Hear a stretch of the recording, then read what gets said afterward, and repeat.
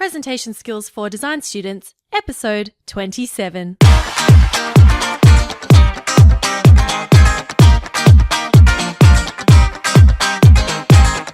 Hello and welcome to Presentation Skills for Design Students, the podcast dedicated to helping design students everywhere become confident, creative communicators. My name's Christina Canters, and I'm here to help you speak with confidence, create compelling presentations, and communicate your ideas like a social star. So get ready to take your next presentation to a whole new level.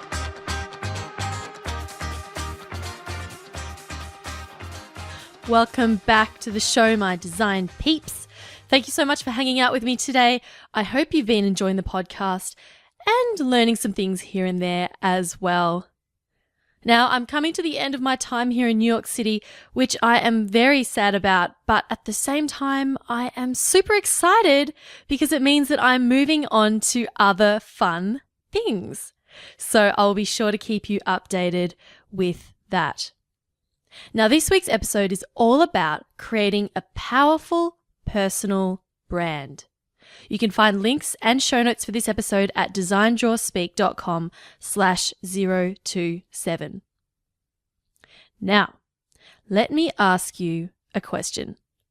How much time do you spend on your physical appearance? Say if you're going on a date or to a job interview or to an important meeting, do you put much effort into looking good? I dare say the answer is probably yes. I mean, I know I do. Everyone knows that when you look good, you attract people to you, and it's much easier to make a great first impression. Now I'd like you to think about how much thought do you put into what you look like online? And I'm talking about what you post on Facebook, what you post on Instagram and Pinterest and LinkedIn, all those social media platforms. What sort of content are you sharing? And how much of it is visible to the general public? Now, this is something that most of us don't really pay much attention to, but it really is critical to your success in the professional environment, whether you plan to start your own business or work for someone else. So that's why I'm super pumped to be sharing with you the expert knowledge of published author, personal branding extraordinaire, and my good friend, Andrew Ford. Andrew is the founder of Social Star, a personal branding company that helps people look really good online so they can be found by the right people. Now, in this interview, we chat about what is a personal brand, why you, yes, you, need to start building your personal brand right now, and some simple ways that you can get started, even if you're flat out with assignments or if you don't like the idea of self-promotion. Andrew shares lots of valuable tips and stories that definitely got me thinking more about my online presence and my own personal brand. So I hope that you are inspired to do the same too. So without further ado, let's get to the interview with the branding man himself, Mr. Andrew Ford. Andrew Ford, welcome to the show, and thank you so much for joining me today. I'm super excited to be chatting with you because your area of expertise is an area that I haven't yet talked about on this podcast, and that is how you present and communicate yourself as your own personal brand. So I'm super excited to learn lots more from you today. But before we get started, can you please share with our listeners a bit about your background and what you do? Sure. Thanks for having me, Christina. It's lovely to talk to you again, and I've loved your work. I've been following you for a while now. So my backstory is really, I started off in corporations. So I worked for gigantic companies like Hewlett-Packard and IBM and Telstra down here in Australia, the largest telco. And I was doing marketing. So I've always worked with customers doing loyalty marketing, digital marketing. And then when social media came about, I really focused on that since the MySpace days, before Twitter and Facebook were even around. So I had deep experience running programs in that. And what I found was that people started to come to me and ask for my advice. And I was lecturing at university at the time. And as I got all of these inquiries, I thought, well, people really value the information I have. But I didn't want to market brands. I didn't want to market products, I should say. I'd marketed phones and I'd marketed technology and websites, but I really liked people. I'm a real people person. And by understanding myself, I constructed a business around what I really love to do. And what I really love to do is to help individuals start their own business and get online and be able to make money from the thing that they truly, value the most. So that's sort of how I got into it. And we've been running for a couple of years now, and it's proved very successful. Okay, so a lot of this, and I know a lot of your clients are people that want these personal brands created. Now, what is a personal brand? Sure, great question. So a personal brand to me is everything that I can see online before I meet you. So when we look at personal branding from our perspective, before I meet the person, I will Google them, I will look at the image view, I will see what links come up, I will look at their website, I'll look at their Facebook and Pinterest and Twitter and blog and YouTube and all of their social presence. And what that will do is it will give me a picture, if you like, of what the person is like and what the business is like. So, for instance, is the site easy to use? Is it in a modern template? Do they seem friendly and engaging, or do they seem unapproachable? Is it really easy to contact them, or have they hidden all their details and they don't want you to call them? How do they write their words? Is it written by them, or is it, you can tell it's written by a copywriter? So all of those things are little nuances that we interpret in our brain, and we form an opinion about people. And I actually started the business working just with celebrities, because celebrities in my business and my social circle, I knew a few of them, and they needed help in lifting their brands to get more opportunities. And people don't know celebrities; they only know them from their social media and from their digital presence. And it's the same is true for everybody. I mean, I can't tell you how many business meetings I've had where someone's approached me for whatever reason, a partnership or to be a client, and they look me up online, and then they come to the meeting and they have this expectation that I'm going to be this sort of person. And it's only based on what I put out there online. So a personal brand is more than just me telling people what I do. It's actually a really, really effective sales tool. So I have many meetings today. I had one yesterday, in fact, where a client came to the meeting already convinced that I was the right person, already knowing what they should do, that already started the process. They just wanted to make sure I matched the brand in real life. They couldn't wait to sign up. And for me, that was an amazing thing, because they had made all of these decisions in their mind that, this guy seems credible and he's written a book and, he seems to have a good process and he's got lots of recommendations. Therefore, I've already done that thought process. He doesn't need to convince me. All he needs to do is match his brand in real life, and I'm sold. So it's a great pre-selling tool if you can do it correctly. Okay, so you're a business owner and you have clients. What about people like, say, a student right now who doesn't have their own company? They're not a celebrity. They don't really have that sort of personal brand out there. Why is it important for them to start thinking about themselves as a brand? Great question. I originally started with celebrities, but I was lecturing at university at the time, as I mentioned, and I'm still continuing to lecture at university, and I do, presentation at scout groups and different community organizations for young people. And I always ask the question, who has LinkedIn and who has Facebook and who has Instagram? And it's amazing to me that people who are at university level and just about to go out into the workforce are not adopting business tools. We think that the younger generations are so digital savvy and so social media savvy, and they understand how to use the technology. It's ingrained into their life, but they're not thinking of themselves as a brand or as something that they need to promote in order to get what they want. And it's not about self-promotion. It's about being present and there. So, for instance, LinkedIn is the essential business tool to get a job. It is the one. You need to be there. Facebook, in fact, gets more people fired than hired. So I always say be protective of that, and particularly Instagram, because it's a more open medium as well. So you've got to have a great LinkedIn presence, and you've got to go out and just say what you want. This is what I do. This is what I love to do. Here's my goals for the future, and here's my skills.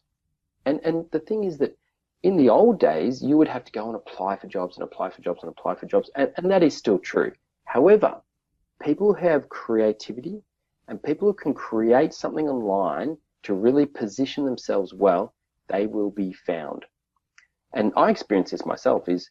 Part of my story is that when I was working in corporations and I sort of discovered this online presence and I started building my profile, I kept getting poached out of big company into another big company. And of course, when they come to me, I can just demand the salary that I desire. And so I kept skipping jobs, more frequently because people kept coming to me and offering me more. But if I was going to them, the whole dynamic is changed. So the essence of what I teach is attraction marketing. You want people to find you and come to you and offer you what you want rather than you have to go out and sell yourself. So it's attraction and not selling. And it's the same for a student as it is for a business person or a celebrity. You want to be able to put your stuff online and people find you. And the really interesting thing about students is it's an extremely competitive market. It's very hard to get into the big companies. It's very hard to get attention. And the thing that will differentiate you is creativity. Because it's not volume of content, it's the quality of what you put out there. Example, a friend of mine who I was going to create an iPhone app with a few years ago, he got a job as a digital person in one of the biggest advertising agencies in Australia. And what he did, instead of submitting a resume with, I went to school here and here's my skills and here's a bit of what I'm like, he took this really creative photo of him in a pool in one of those rubber rings, having a cocktail with his sunglasses on, and just wrote his title at the top. I think it was digital strategist or something, and blew it up and printed it out in a big, A3 format and just sent that in. And that was so, it just cut through so much compared to every other resume that they went, I've got to meet this guy. And he's super creative and he got the job, right? So do something different to stand out. Yes, you have to have LinkedIn, you have to have those things, but how do you position yourself? Oh, I'm an architecture student. Wow, that's exciting, so what, right? How are you going to position yourself to be something different to everybody else? And it's got to be something that's organic to you. So don't look outside and go, well, that person's like this and that worked for them. You've got to go inside yourself and go, what makes me different and what drives me, and then get that out online. And that's really the juice of it, is that I dig within people to pull out their inner essence and put that online, because that's the bit that really resonates with people. That's the real meat. Okay, so we've talked about LinkedIn, and I think, there'd be a lot of people going, okay, sure, I go on LinkedIn, I put all my experiences and stuff on there. What other platforms can people start using in order to start building this image of themselves, this personal brand? Yeah, great question. So it depends. It's horses for courses. So I always go through a process of understanding people before I build their profile, and it goes down to their values. So what's important to them in their lives, their personality. So if you're very outgoing, or you introverted, or you highly detailed or highly creative, I look at where they want to go. What are their goals? So once you understand all of that, you'll find the medium that suits your personality and your specific situation. So if you are a real detailed-oriented, organized person that loves to write, but you don't necessarily love an extrovert, don't love to be around people, write a blog. Perfect medium. You can sit in your bedroom and do it, and put your brand out there in a blog. Now, my idea of a blog is that it comes from your personal website. The thing that differentiates you from everybody else is your name and your face. So put your brand, your face and your name out there in a personal website. That's probably number one. Just buy your name as a URL, www.andrewford.com.au, and put that out there and have your blog attached to there with your photo. So that's the first step in addition to LinkedIn. Now, if your specific personality traits and whatever is more visual, well, maybe you should think of something like Instagram or Pinterest, because then you might say, well, I love doing photography. I'll use that as the way to talk about my brand. So let's say you're an architecture student. So I could blog about architecture, and here's some great designs, and here's some people I really respect, and here's my thoughts on it. Or you could take photos of beautiful architecture and put them on Pinterest. Or you could do your own sketches and put them into a Prezi presentation and put them on your LinkedIn account. So it really depends on what type of skills you have and how you want to go out to market. Now, I'm an extrovert and I love people. I love networking with people. I get my energy from being around people. So what I do is I go out and I network, and when people ask me what I do, I say something that's quite compelling and they get really interested and they go, oh, that's interesting. So I don't say I'm a marketing person. I don't say that I do personal branding necessarily. I give them the solution. So I said, I help people attract opportunities they don't have to sell. People normally go, oh, that's cool. How do you do that? And then I explain, oh, well, I run a business called Social Star and we do personal branding and we help people look really good online so that they can be found. And when people find them, they convert. Now, really at the essence, I'm a marketing person. That's kind of what I do. But what I've done is I've chosen to focus on a specific niche that I really love. I love people. I love branding. I love helping people start their businesses. And so that's really what turns me on. So by focusing on that area, when I'm talking about it, I'm super excited. I'm enthusiastic. I genuinely want to hear their story and I want to help them, and they feel it. This is why the congruency with your values and your personality is so important, because you can't sell something you don't love. And because I do love it and I do, people feel it, they feel my certainty, and my certainty overcomes any doubts that they have. Okay, so it's like having your brand in person matching up to the brand, which is the images and the blog and the creative stuff that you put online for the world to see. It's like having that match up, right? So that it all makes Correct. sense. Yeah. And I might add as well, like, Correct. if anyone's thinking of they want to start a blog or they want to put photographs on Pinterest or whatever, it really needs to be something that you are passionate about, because if you're not passionate about it, you will not be able to keep it up, because it's hard work doing that sort of thing. And I know, like, a lot of design students, they're really, really busy. There's just almost like there's so much going on. There's a huge workload. And I know a lot of people are probably thinking, I don't have time to start a blog.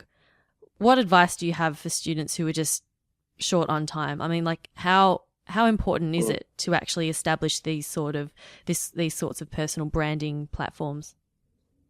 Yeah, great. So you hit the nail on the head, is that they're busy doing the things that that are important to them. And this goes back to values. Don't choose. This is why I direct people into activities that match their values. Because if it's not important to you, you know what? You just won't do it. Find out something you do love and make sure it fits into your life's stage, as I said before. So if you're a design student and you're creating beautiful designs, take a photo of them, put them on Pinterest. It's not that difficult. That's sharing easy. your content, and it's part of what you're doing every single day. Or you might be the sort of person, you're living in New York City, there's beautiful buildings, there's beautiful designs everywhere. You just might take photos and then put them onto Instagram, and that's representative of the things that you love, and it tells people about you because you're sharing parts of you with them. Yeah, it's I love exactly that. the same as it's always been, just that the medium is different. What about someone who wants to work for a company that already has its own brand established? Why should someone working for another company, they've already got a job, they're happy there. Why do they need personal brands as well? Yeah, and that's I get that question all the time from students, and it's a brilliant question. The difference between corporations 50 years ago towards today is that there isn't job security. It just doesn't exist. So unless you work for perhaps the military or the government, in any big corporation, people come and go. It's more transitory. I mean, the statistics support it in terms of length of employment service. And so really what it is finding a role that best suits your values. And I had 20 great years in corporations. I learned enormous amounts. I met great people. I traveled the world. I did amazing things. I'm really grateful for that. So I loved it. And I don't say working for a company is bad, but it does challenge your values. And I think that I remember when I left one of my particular companies when they closed my division down, and I was prepared. I was like, I saw the signs. I was all ready. I had jobs lined up. It was no problem. But one of my colleagues freaked out, and she's like, how am I ever going to get a job? I'm not skilled enough to get another job. I said, if you're not skilled enough to get another job, why should this company keep you on board? It's up to you to manage your own career the way you would manage your own business. Your career is your business. And if you think a company is going to hold on to you because they're just nice people, that ain't going to happen. Companies, you're a factor of production for them to make money for their shareholders, generally. So therefore, you need to be the best you to match what they want. And the only way you can keep ahead of the curve is to have a really great brand and for people like LinkedIn and keep your own thought process going, because you know what? It'll get you promotions. It'll get other companies coming looking for you. And it keeps your skills, up to date. So whenever something happens, you're prepared. Mm. No, that's really great advice. I really like that. Now, what would you say to someone who is feeling a bit shy about, selling themselves in this sense, or someone who is concerned that they'll just come across as bragging or showing off if they're putting all their work out there, going, look at me, this is, look at all my skills. I know a lot of people feel self-conscious about doing that. What would you say to those people? So it's a common question, and I get it from mostly the personality types that are more introverted or they're more down to earth. People from the country, I don't want to brag about myself. You know what? It's not about you. It's about the service that you're providing to other people. So, I talk about a personal business formed out of, who you are and for the service of other people. And I put my face on my book, which was, my editor didn't like. She's like, put your face in your book, you're not that famous. And I said, it's not about being famous. It's the fact that I'm encouraging people to put themselves out there, put themselves on the line. And you do need to do it a little bit. You've got to put your photo out there and to talk about yourself. However, I don't talk about Andrew Ford and go, Andrew Ford's wonderful and Andrew Ford is this and does this. What I talk about is how I help other people. So I'm talking about a third party thing. So if you're a design student and you're really passionate about a particular sort of design, you're not talking about you. You're talking about your passion for this type of design. For me, I'm really passionate about how businesses should be formed for the service of others. And if you love what you do and you love the service you provide others, they'll love you. You make money. It all works well. You're more satisfied in your life. You'll be a better parent. You'll be a better partner. The world will be a better place, basically, is my holy grail. So it's not about you big noting yourself. It's about you sharing your passion because other people want to hear it. People genuinely want to connect with people that share the same passions. Now, I was reading your book, Creating a Powerful Brand, and in chapter 5, you talk about examining where your brand is now. And the first step you mentioned in there is to Google yourself. And you actually wrote that like everyone does this, but to be honest, I don't. I don't know. I just don't do it. But as soon as I read that, the first thing I did was Google myself, and it was interesting to see what came up. Now, do employers these days Google people? Is that the first thing that they do when they get an application from someone, or do they just go to LinkedIn? Yeah, it's an interesting point, and I just thought everyone would Google themselves, but I'm constantly surprised when people go, I've never done that. I'm like, don't you want to see what people are saying about you? And I do this in presentations. I choose someone in the audience and I say, what's your name? And I start Googling them, and they freak out. They're like, oh my God, don't show anyone. I'm like, this is publicly available information. Anyone can see this. It's not private. Or you show them the Facebook profile. They're like, oh my God. I'm like, everybody can see this. So one of the investors in Social Star is an employment agency because they know the future of recruitment is actually in branding employees or people to get jobs. So that's why I've invested in my business. And I sit in their big office, and every day I see them do their jobs of matching candidates to employers. The first thing they do is look up in LinkedIn, and the second thing they do is they Google every single person. Wow. And they try and find out as much as possible.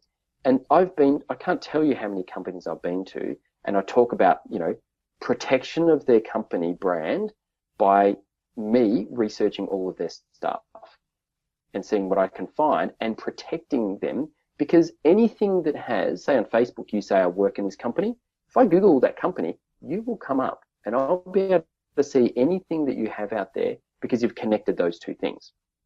So when I work with big companies, it's protection as well as using employees for promotion. but absolutely they Google you. Wow. Every single company I've worked for Googles their employees.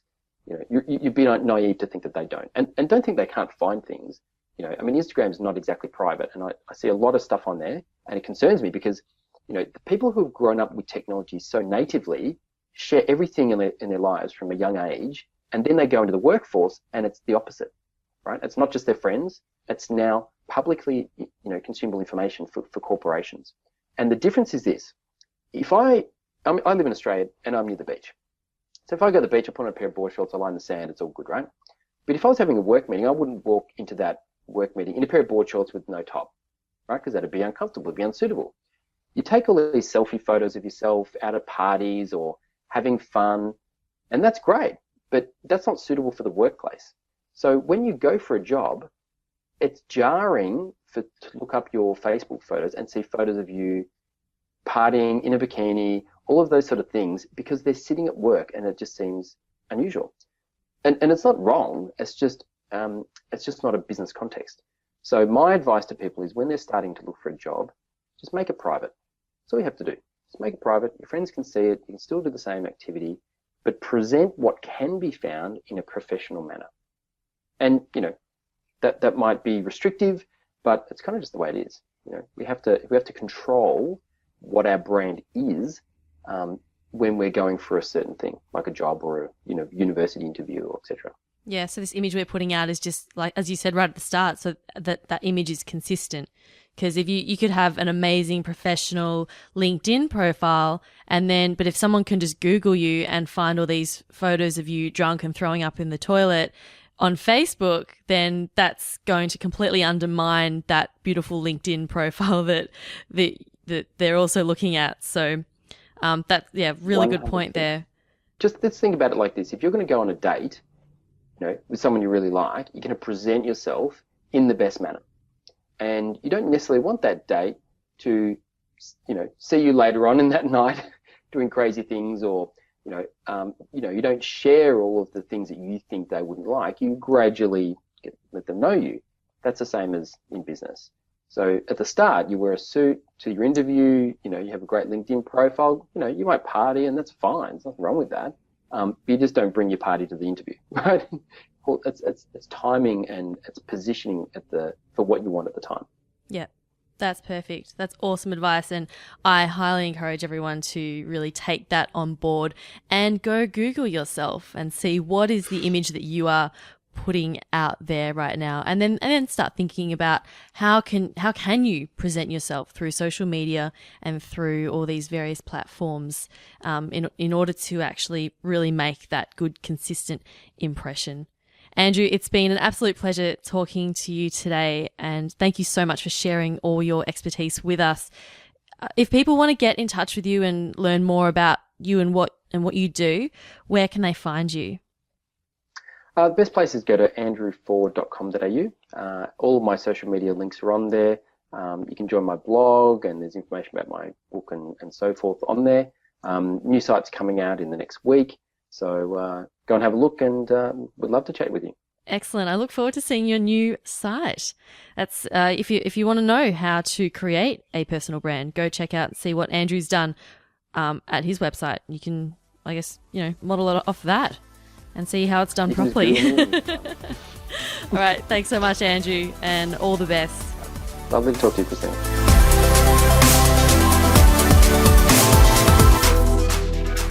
Wow, that's really interesting stuff, isn't it? Thank you so much again to Andrew Ford from Social Star for being my very special interview guest this week. Now, your challenge of the week is to, and this is very simple, Google yourself. Now, I know it may seem a bit confronting, but just do it. I Googled myself, and it was kind of nice to see that pretty much the whole first page was just me and it wasn't anyone else. So number one thing that came up was my Twitter account. Second was the Design, Draw, Speak website. And then underneath were some images, and all of those were all images of me, and they were all professional images, which is quite nice. It's good to know. And then after that came my LinkedIn profile, and then my SlideShare profile, and then my Pat Flynn video on YouTube. So, I'm pretty happy with those results. So see what comes up in the search, and that will give you a good indication of what you need to start working on, or what you can do in order to make your brand and your image consistent across all different media platforms. So that's your challenge this week. And that, my friends, brings us to the end of episode 27. Again, you can find the show notes for this episode at designdrawspeak.com/027. Again, thank you so much for hanging out with me today. I really, really appreciate it. And of course, if you have any comments or questions on this episode, please feel free to leave a question in the show notes. Have a fabulous week, and until next time, this has been Presentation Skills for Design Students, helping you become a confident, creative communicator.